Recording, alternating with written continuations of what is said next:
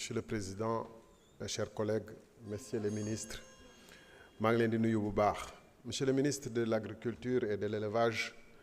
def naa ni gis-gis bu baax la pour booleeg agriculture ak élevage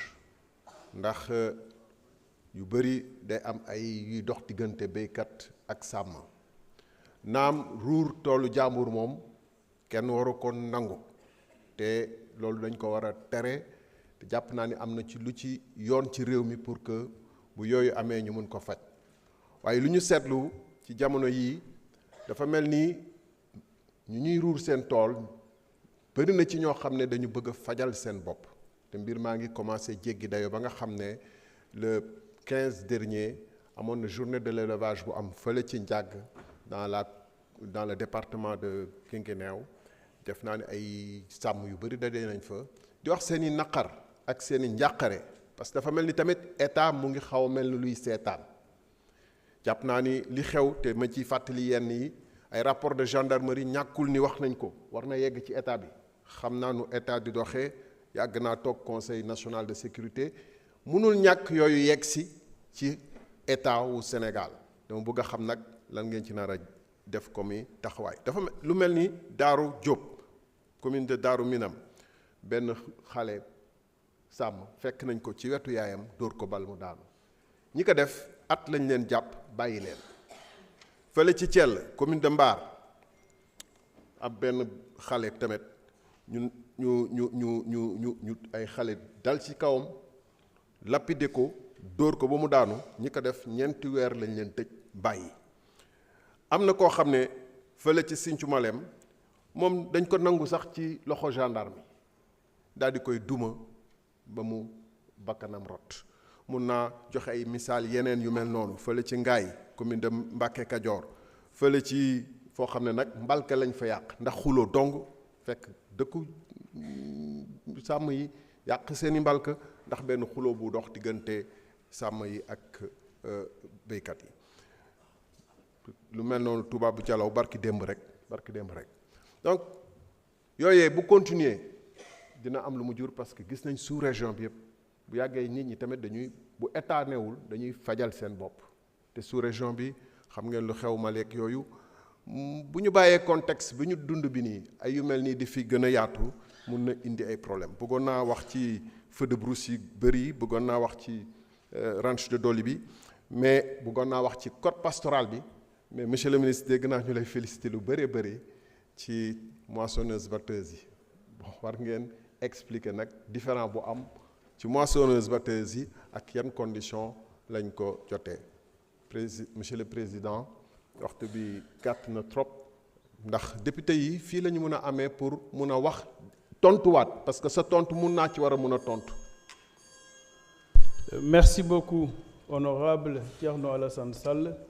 Honorable Nafi Kane, vous avez la parole. Honorable El Hadji Gueye se prépare.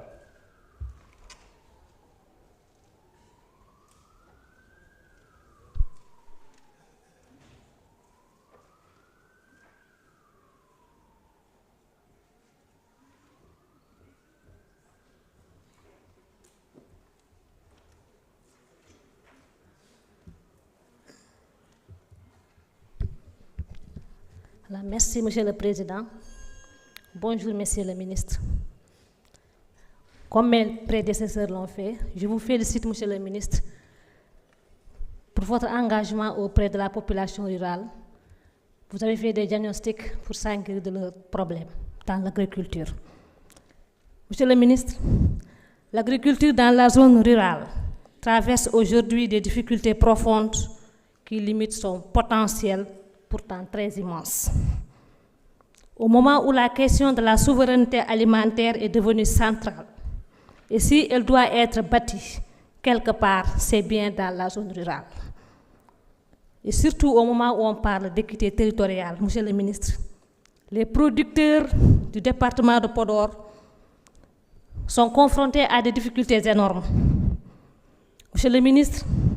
les aménagements sont vétustes. Bien vrai qu'il y a des services techniques comme la DRDR, la SAED et l'ANCAR, mais jusqu'à présent, les aménagements sont vétustes. Monsieur le ministre, les producteurs du département de Podor ont besoin de la construction des digues de ceinture pour freiner l'inondation.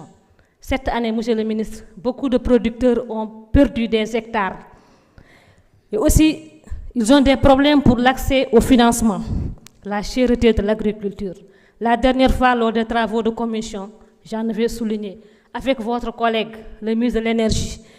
est-ce qu'on ne pouvait pas remplacer l'électricité par l'énergie solaire pour essayer donc de booster la production agricole? Monsieur le ministre, les producteurs aussi du département de Podor ont besoin de la création de chambres froides. Parce qu'à un moment de l'année, les produits périssent sous l'action de la chaleur. Monsieur le ministre, les femmes sont des transformatrices de produits céréaliers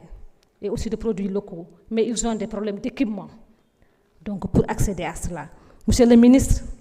les SIPA, les jardins SIPA, leur objectif c'était de maintenir les jeunes, de ne pas aller en exode rural. Mais aujourd'hui, les jeunes veulent travailler, mais ils ont des problèmes avec la cherté de l'électricité. Comment aider ces jeunes-là? Monsieur le ministre, le temps n'est pas trop long, mais aussi je ne peux pas parler sans parler de l'élevage dans le Fouta. Avec la chaleur à un moment de l'année, donc c'est le bétail qui périsse, avec les feux de brousse. Et aussi, pendant l'hivernage, il y a beaucoup de lait. Mais monsieur le ministre, est-ce qu'on peut créer des unités laitières pour essayer donc de transformer ce lait qui est si cher, monsieur le ministre? Monsieur le ministre, aussi on peut créer ce qu'on appelle des jardins fourragers. Pendant la sécheresse, donc pour maintenir le troupeau, on peut créer donc des jardins fourragers pour résister à la sécheresse. Donc je veux parler beaucoup de choses, mais je sais que le temps n'est pas trop. Merci beaucoup. Ndiarama, honorable Nafi Kane. Honorable El Hadj Gueye, vous avez la parole. Honorable Thérèse Faye se prépare.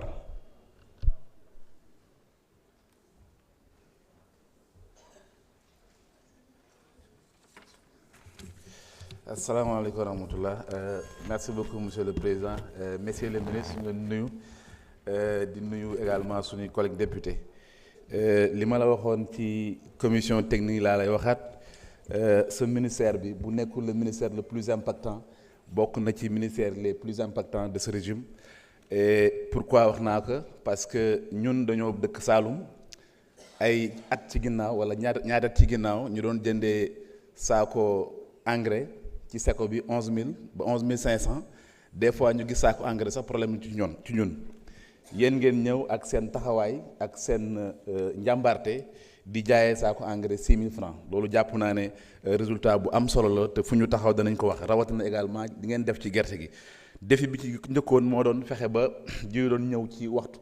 te yéen a ngi ciy def ay jéego yu am solo ñu leen di jaajëfal bu baax a baax donc seen naataango bi fi jaaroon yor Sonacos wax nañ ko démb que ne bëgg nañ mu gën ñoo yokk ay points de collecte waaye tamit ñu lancer campagne bi ci nu mu gën a gaawee te jàpp nañ ne aussi yéen lépp loo xam ne mën ngeen ko dañ ci def waaye tamit monsieur le ministre ñu féliciter leen bu baax a baax ci production record yi ngeen am ndax wax dëgg yàlla ci gerte ci maïs ci céréales ak sorgho gis nañ ne def ngeen ci ay production record te loolu yëpp taxawaay bi ngeen am moom moo ko waral ma bëggoon aussi ñëw ci ñaari ponk yoo xam ne jàpp nañu yu am solo la bi ci des mooy les ménages agricoles ñun jàpp nañ ne yokk ngeen bu baax a baax quota bi mais ménage agricole ni ñu ko tëggee moo baaxul da ngeen di jël liste bi ngeen bàyyi ko borom dëkk yi bu ñu koy tànn dañuy xool dañ koy def ñoom ni ñu ko bëggee mais duñ ko def ni ñu ko war a defee moo tax ñu jàpp ne ménage agricole yi ni ngeen di taxawalee commission yi noonu ngeen ko war a taxawalee ci biir dëkk yi représentant jeunes yi représentant femmes yi bokk ci pour que mu am benn transparence waaye bu ngeen ko bàyyee borom dëkk bi rek